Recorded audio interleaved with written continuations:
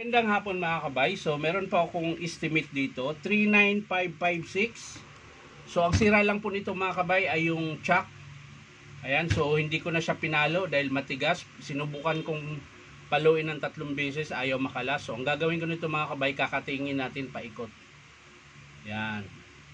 Tapos igagrind natin siya, nipisan yung bakal.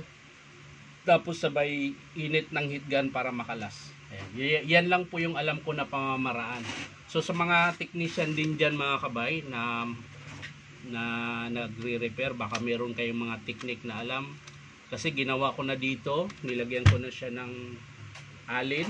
Ayan, nilagyan ko na dito ng alin. Ayan. Nilagyan ko siya ng alin, ganyan. Tapos pinalo ko siya dito 3 beses, ayaw, matigas. So ganun po talaga siya mga kabay kapag unang bukas pa lang. Pero kung napalitan na siya ng chuck, malambot na yun sa susunod na tanggal. Pero pag unang beses, bihira lang po yung natatanggal na hindi siya nilalagarin. Ayan. Pero na lang kung meron kayong tools na pwedeng pangtanggal nito. Ayan. So ito sa akin ngayon mga kabay, kakatingin ko ito. Ayan, papakita ko mga kabay.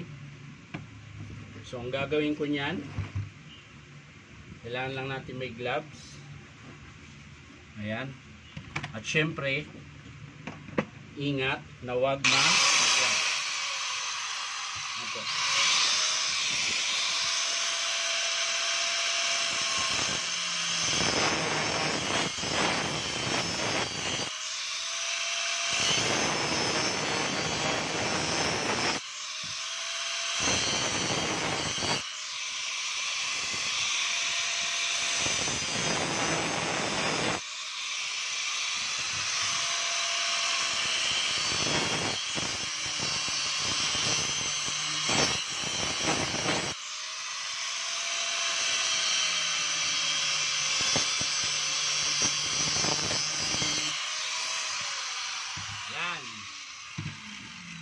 So ganun lang po yung ginagawa ko mga kabay.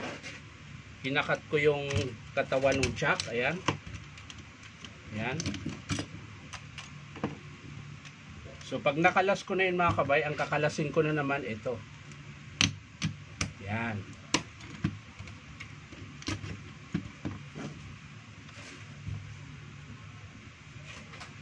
Ayan. Ganyan lang ginagawa ko mga kabay. Ayan. So pag nadali na natin yan, ito naman yung pinakabakal niya, yung sa thread.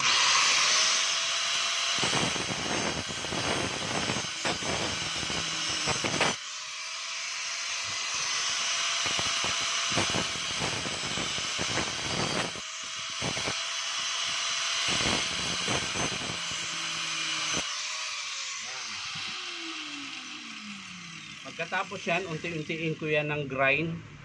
Saka natin babagahan ng heat gun para lumambot. So yan mga kabay, kailangan yung pag-cutting nyo ay ito. Yan. Dito kayo banda mag-cutting. Yan. Wag dito sa pinakapuno, baka tamaan nyo yung spindle. Dito talaga. Yan. So yan mga kabay, na-cutting ko na yan. Ayan, dito po ang cutting yan. Pag ganyan. Yan, paunti-unti lang mga kabay. Ito nakating ko na to. So ayan, oh, 'di ba? Andito yung spindle niya. Ayan. So ito naman okay lang matamaan to dahil wala naman thread. Pero yung kasunod niyan, yun yung iingatan nyo. So ang sunod kong cutting niyan mga kakabay pag ganyan. Yan, pag ganyan ang sunod kong cutting. Ganyan. Yan. Kahit saan kayo kahit saan dyan mga kabay, pag ganyan, pwede rin. Pero dito ko magkakating, ayan, para meron akong sasabitan dito, kung sakaling kailangan ko siyang pukpukin. Pero ang cutting ko niyan, pag ganyan. Ayan. Basta, nipisan nyo lang yung spindle, na huwag tamaan yung thread, para hindi naman makalas kapag kinabit nyo na yung bagong chuck. Ayan. So ayan mga kabay, nakating ko na po siya. Ayan, dito. Ayan. So ulitan ko yan dito mga kabay. Ayan. Pero pag sa ganyan, susubukan ko muna siyang paluin. Kung makalas niya sa ganyan, Hindi ko na kailangang katingin yan. Ayan. So yan mga kabay, painitan na po natin ito. Ayan. Hanggang sa uminit siya bago nyo paluin. So ayan mga kabay, medyo naiinitan na po natin.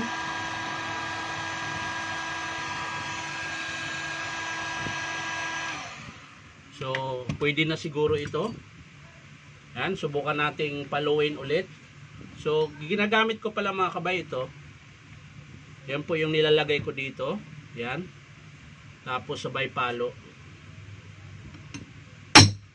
Yun oh. Diba nakalas? So hindi naman po tinamaan yung thread. Ayan, kung mapapansin nyo. Ayan. Wala po siyang tama. Hindi siya tinamaan ng grinder. Dahil ang ginawa ko kasi mga kabay ay manipis lang po. Ayan oh. Ayan, ninipisan ko lang siya. Yung parang i-estimate mo lang siya na bahagya lang yung tatamaan. So kaya wala po siyang tinamaan. Ayan. So pwede na natin tong kabitan ng chuck mga kabay. So ganun lang po yung pamamaraan na ginagawa ko.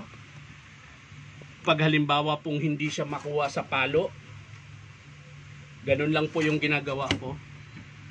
Kinakating ko lang po yung chuck niya. Yan. Pinutol ko sa dulo para pwede nating katingin yung pinakapuno na pag ganyan na cutting. Yan. So kukunin ko lang yung chuck mga kabay. So ito na po yung chuck mga kabay. Ayan. So pag bumibili kayo ng chuck ng cordless, sasabihin nyo lang po ay 1/2 by 1/2. Ayan, 1/2 po yung butas. Ngayon kung 3/8 naman yung chuck nyo, sasabihin nyo lang na 3/8 by 1/2. Ayan. Basta sa DeWalt po, ang butas niya po sa spindle niya, ayan, lagi po siyang 1/2. Ayan, hindi ko lang alam mga kabay pag galing abroad. Pero yung dito sa atin na nilabas, lagi pong 1/2.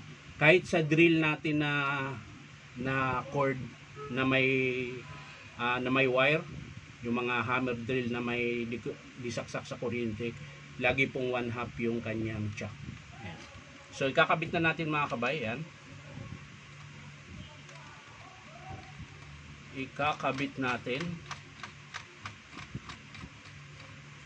So ayan. So ang paghigpit naman nito mga kabay, ganun din po. Kailangan nyo siyang paluin. Lalagyan nyo ng chuck, lalagyan nyo ng alin dito. Ayan. Tapos, ayan, mahigpit na. Saka nyo papaluin papunta doon. Ayan. Ganun po yung pagpalo ng paghigpit.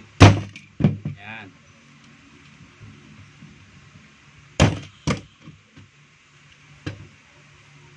Ayan. Kahit 3 palo lang mga kabay. So, hihigpit na yan. So, ayan na mga kabay. Natapos na yung pinalitan natin na chuck.